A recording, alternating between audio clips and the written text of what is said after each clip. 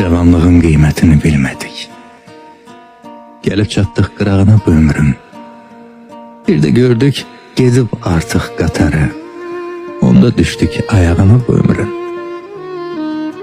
Keder verdi, qəm gönderdi bilmedik. Silkeledi oyan dedi, dinmedik. Ömür bizi səsləyəndə gəlmədik. Hiç düşmedik sorağına bu ömrün. Kimine mal verdi, kime dil oldu. Kime dikan verdi, kime gül oldu.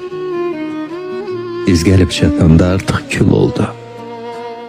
Çatanmadık ocağına bu ömrün. Okumadık ömür adlı eseri. Heyden düştük gitti sözün keseri.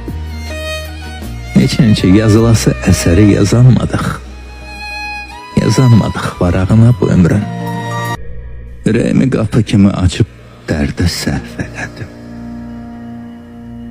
Bir değil ki, 5 değil ki, 50 yerde səhv elədim. Geldi duman, sis oynadım. Üz gözümde his oynadım.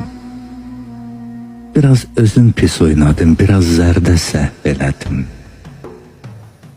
Köke vurdum, himə dəydim. Qan ağladı kimə dəydim. Bir yanıqlı simə dəydim. Pərdə səhv elədim. Könül qırmaq bacarmıram.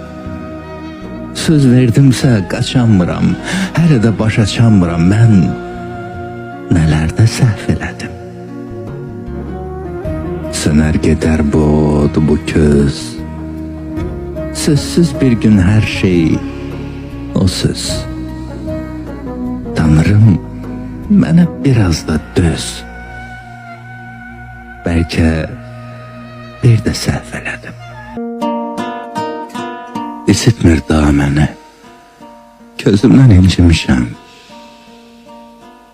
Öz xətrimə toxunan sözümdən incimişəm. Ürəyimi dağlayan, coşan, daşan, çağlayan, hamı üçün ağlayan gözümden incimişəm.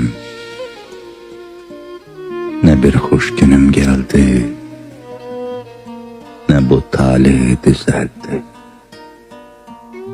Yanlışlarım güzeldi, düzümden incimişəm.